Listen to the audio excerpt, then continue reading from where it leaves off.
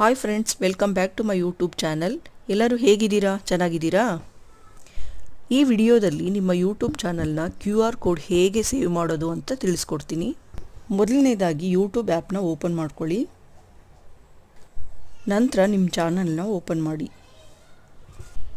ಮೇಲ್ಗಡೆ ಇರೋ ವ್ಯೂ ಚಾನಲ್ನ ಕ್ಲಿಕ್ ಮಾಡಿ. ನಂತರ ಇಲ್ಲಿ ಮೇಲ್ಗಡೆ ಕಾಣಿಸ್ತಿರೋ 3 ಡಾಟ್ಸ್ನ ಕ್ಲಿಕ್ ಮಾಡಿ. ಕ್ಲಿಕ್ ಮಾಡಿದ ನಂತರ ಶೇರ್ ಅನ್ನೋ ಆಪ್ಷನ್ಸ್ ಬರುತ್ತೆ.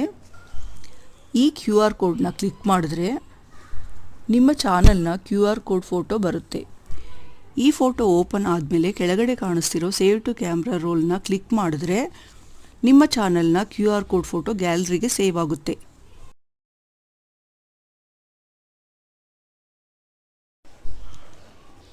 ಈ ವಿಡಿಯೋ ನಿಮ್ಗೆ ಏನಾದರೂ ಯೂಸ್ಫುಲ್ ಅನಿಸಿದ್ರೆ ಲೈಕ್ ಮಾಡಿ, ಪ್ರತಿಯೊಬ್ಬ ಯೂಟ್ಯೂಬರ್ಗೂ ಸಹ ಶೇರ್ ಮಾಡಿ. ಹಾಗೆ ನಮ್ಮ ಚಾನಲ್ನ ಸಬ್ಸ್ಕ್ರೈಬ್ ಮಾಡೋದನ್ನು ಮಾತ್ರ ಮರಿಬೇಡಿ.